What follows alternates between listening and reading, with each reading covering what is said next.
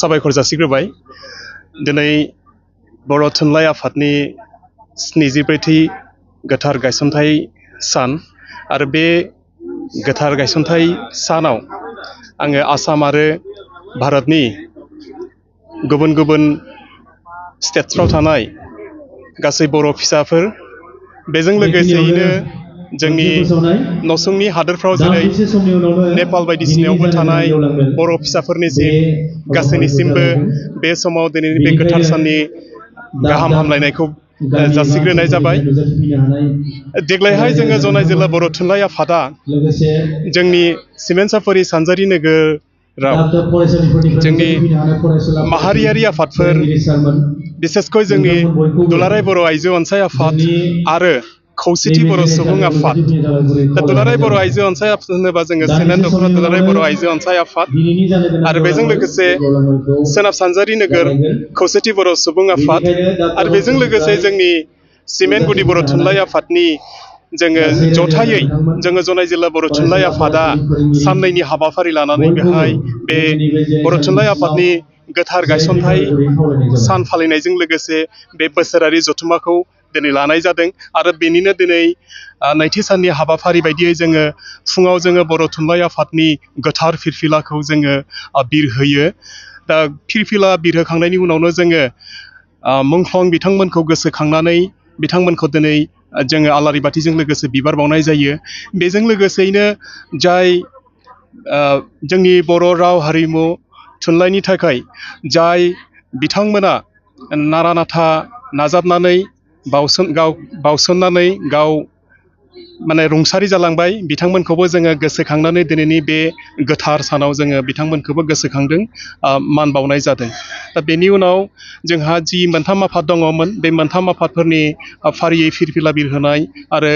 रुंसारिफोरखौ मान बावनाय बे हाबाफारिखौ लानाय जादों आरो दा जोंहा दङ सानजौफुनि 12 रिंगा जानाय लोगो लोगो जोंहा दिनैनि बे गोथार गायसनथाइ सान फालिनायजों लोगोसे लोब्बा लाखिनानै जोंहा मोनसे गेवलां मेल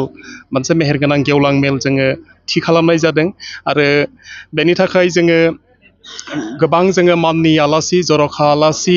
थांखिजानाय बुंथिगिरि बिथांमोनखौ जोङो हांख्रायनाय जादों आरो मोनथिना मोन्दों जोङो दिनैनि बे गोथार सानाव बयबो जोंजों लोगोसेयै दिनैनि बे सानखौ फालिनो थाखाय बाहागो लानो थाखाय बे गेवलां मेलाव नुजाथिफैगोन जोङो बेखौ मिथिनाय जादों। जोङो जोंनि जिथुनाखि जनाय जिथुनाखि एमएलए जनाय समस्तिनि जनाय बियाबनि जिथुनाखि एमएलए बिथांखौबो जोङो हांख्रायदोंमोन बिथाङाबो जोंनि बे दिनैनि बे रंजाथाइ सानाव बाहागो लागोन होननानै जोङो मोनथिना मोननाय जादों। बेनि अनगायैबो जोंहा खौसेथि बर' सुबुं आफादनि मानाव गेदेर आफादगिरि मनरन्जन बसुमतारी बिथाङा इतिमध्य जोंनि गेजेराव मोनफैखाबाय आरो जोंजों लोगोसे दंफाखायो जोंनि बे हाबाफारिखौ मोजाङै मोजां खुंफुंनो थाखाय जोंखौ दिथा होबोबाय थानाय फारफ्रोमबो बिथिंनिफ्राय जोंनि बर' कसारि अनसाय गाव हायुङारि खुंथायनि मानाव गेदेर गाहाय मावफुं सोद्रोमा मिहिनेश्वर बसुमतारी सार बेजों लोगोसे जोंनि बे खुंथायनिनो मासिगिरि लोगोसे सोलोंथाइ बिफाननि मावफुं सोद्रोमा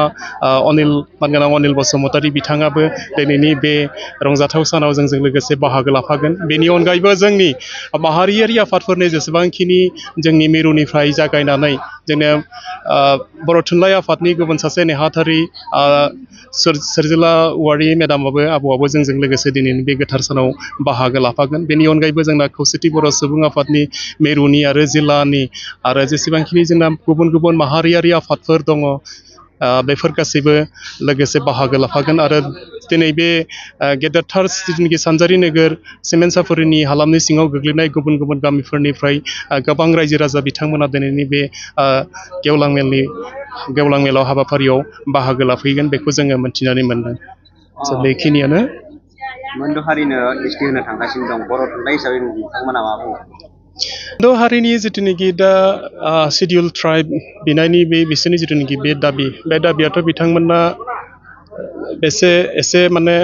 जरदार जाबोबाय थानायखौ जोङो नुनानै मोनबाय थादों। सिगांनि समफ्रावबो जेब्लानो इलेक्सन खाथि सफैयो अब्लानो बिथांमोननि बे दाबिया जरदार जायोमोन आरो देग्लायबो बे हिसाबैनो जिहेथु जोंहा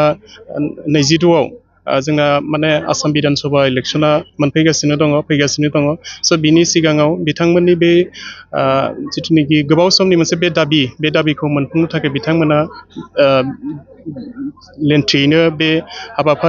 दाबि हाबाफारिखौ लाबोबाय थानायखौ जों नुनो मोन्दों नाथाय बे बिथिङाव जोङो बर' थुनलाइ आफाद हिसाबैल' नङा जोंनि जेसेबांखिनि माहारियारि बर' आफादफोर दङ लोगोसे जोङो ट्राइबेल माहारिफोर दङ सिडिउल ट्राइबफोर दङ आसामनि दा जों जयैनो जोङो गारां होदों जोङो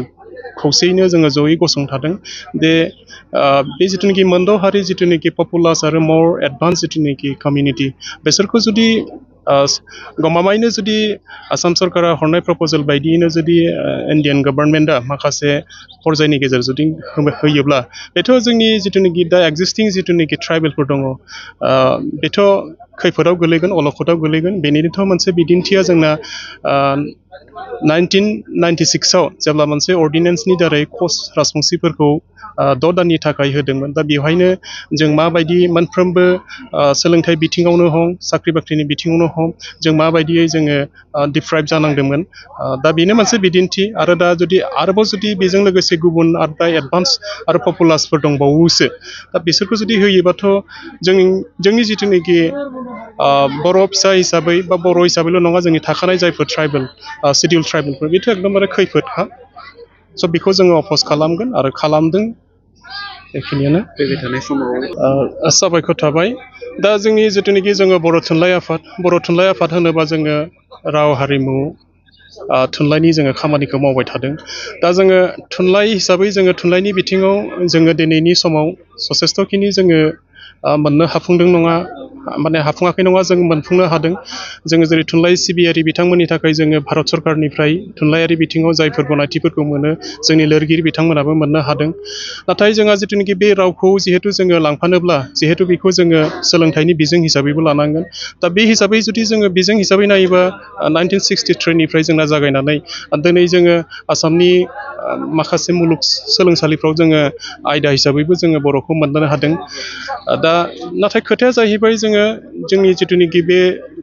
दाबो बर' बिजोंनि जिथुनाखि सोलोंथाइनि जुदि जोङो फोथारखौ नाहरोब्ला दाबो गोबां माने दिनैनि समावबो माने जेंना जेंगोनानि मोगा मोगिजों जोंनि बर' बिजोंफ्रा निरु जेरै खुनुरोखोमै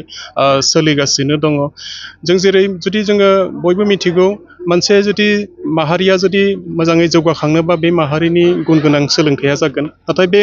गुन गोनां सोलोंथाइनि सायाव जोंहा माखासे सोंथि फैयो मानो होनोब्ला जिहेथु जोंनि फरायसालिफ्राव जोंना थोजासे रोखोमनि फोरोंगिरि गैया थोजासे रोखोमनि फोरोंगिरि गैयिफोरनि थाखाय जोंहा जेरैबायदि जोङो थोजासे रोखोमनि फरायसुलि मोननांगौ बेखौ जोङो मोनफुंनो हाया फारसेथिं जोङो फरायसुलि खम जानायनि थाखाय जोङो बिफानारि जायफोर जोङो इनफ्रास्ट्राक्चारनि थाखाय जोङो मोनो गोबां स्कुलफ्रानो जोंना दिनै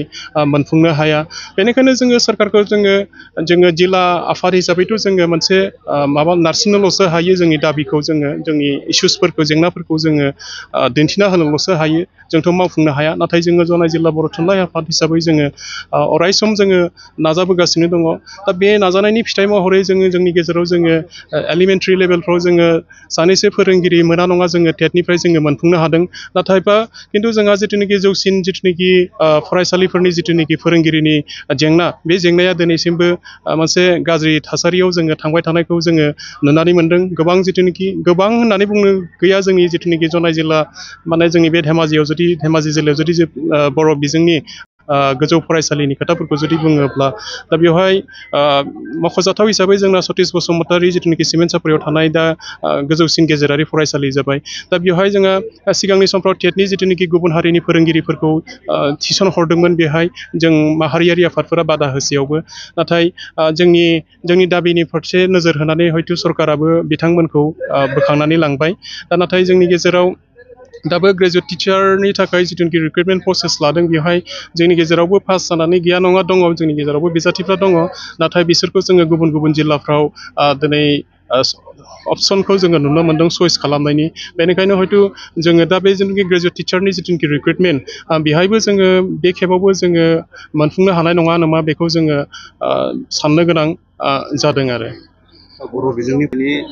मोनसे सम्भाबना दं होननानै गोबां रायजो राजाफोरा बुंबाय थादों। दा बे हिसाबै नोंथांमोना बे समाव रायजो राजाखौ मा खावलायगोन गुसुङै? बे मोनसे बिराद मोनसे गेदेर सोंलु नंगौ। दा दिनैनि दिनाव जुदि जोङो नायोब्ला बर' बिजोंनि जिथुनिखि फरायसालिफोरनि अबस्थाया मोनसे समावथ' एकदम जोबस्रांलांनाय बायदि जादोंमोन, नाथाय जोङो दा एसे जोङो बेनिफ्राय मोजांसिननिफ्राय जों मोजांसिनाव फैदों होननानै जोङो बुंनो हागोन जोङो बे समाव। आरो जोङो रायजो राजाफोरखौ खावलायगोन, जिहेथु बिमानि रावजों सोलोंथाइ लानायनि अनगा आरो माने गुबुन रावजों जुदि सोलोंथाइ लायोब्ला बे मोजांसिन जाया, बेखौथ' जों बयबो मिथिखागौ। आरो दा जोंनि जिथुनिखि गोदान सोलोंथाइ जिथुनिखि बिथांखि 2020 बेबो जोंखौ मोनसे बे सुजुगखौनो होफिनदों दा निजेनि बिमानि रावजोंनो बे सोलोंथाइ लानायखायनो। बेनिखायनो दिनैनि बे गोथार जिथुनिखि बर' थुनलाइ आफादनि जिथुनिखि गायसनथाइ सानाव गासै बर' जोङो रायजो राजा बिथांमोनखौ जोङो खावलायगोन जे जोंनि जिथुनिखि बर' हिसाबै जुदि जोङो दा दिनै मुलुग दरबाराव जुदि जों गावखौ सिनायथि होनो नागिरदोंबा जों गासैबो बिथिंनिफ्राय जोङो सिनायथि होनो हानांगोन। जों गिबियावनो जोङो सोलोंथाइ बिथिंनिफ्राय जोङो फैग्रोनांगोन। दा सोलोंथाइ बिथिङाव होनोबा जोंहा बर' बिजोङा जिहेथु दंखायो, दा बेनि थाखाय जोङो रायजो राजा गासैबो जिथुनिखि निजेनि बिमानि रावनि जिथुनिखि बर' बिजोंनि फारसे जोंनि फरायसुला फरायसुलिफोरखौ सोलोंथाइ होनो थाखाय जोङो खावलायगोन। मानोना साफ्रोमबो सुबुङा बियो दायित्व, नों जुदि गावखौनो हारि अनफावरि होनोब्ला नोङो गिबियावनो नोङो बिमानि रावखौ नोङो अनसायनांगोन, निजेनि बिमाखौ अनसायनांगोन, निजेनि जाथिखौ अनसायनांगोन, अब्लासो नोंनि हादोरनि खोथाया फैयो। बेनिखायनो खावलायनाय जाहाथे जोङो जोंनि बर' बिजोंजोंनो जोङो सोलोंथाइ लानानै जोंनि जिथुनिखि माहारिबादनि जिथुनिखि खोथा, बे खोथाखौ जोङो माने गायसननो हायो। बेखिनिखौ जोङो जनाय जिल्ला बर' थुनलाइ आफाद हिसाबै जोङो बे खामानिखौ जोङो मावबोबायबो दङ आरो मावलांबायबो थागोन, बेखिनिखौनो फोरमायबाय। आफादफोर दङ, लोगोसे जोङो ट्राइबेल माहारिफोर दङ, सिडिउल ट्राइबफोर दङ आसामनि। दा जों जयैनो जोङो गारां होदों, जोङो खौसेयैनो जोङो जयै गसंथादों। बे जिथुनिखि मोनद' हारि जिथुनिखि पपुलास आरो मर एडभान्स जिथुनिखि कमिउनिटि, बिसोरखौ जुदि गमामायैनो जुदि आसाम सरकारा हरनाय प्रप'जेल बायदियैनो जुदि इन्डियान गभर्नमेन्टआ माखासे फरजायनि गेजेरजों जुदि होयोब्ला, बेथ' जोंनि जिथुनिखि दा एक्जिस्टिं जिथुनिखि ट्राइबेलफोर दङ, बेथ' खैफोदाव गोलैगोन, अलखदाव गोलैगोन। बेनिनोथ' मोनसे बिदिन्थिया जोंना 1996आव जेब्ला मोनसे अर्डिनेन्सनि दारै कच राजबंसिफोरखौ 6 दाननि थाखाय होदोंमोन। दा बेवहायनो जों माबायदि मोनफ्रोमबो सोलोंथाइ बिथिङावनो हक, साख्रि बाख्रिनि बिथिङावनो हक, जों माबायदियै जोङो डिप्राइभ जानांदोंमोन। दा बेनो मोनसे बिदिन्थि। आरो दा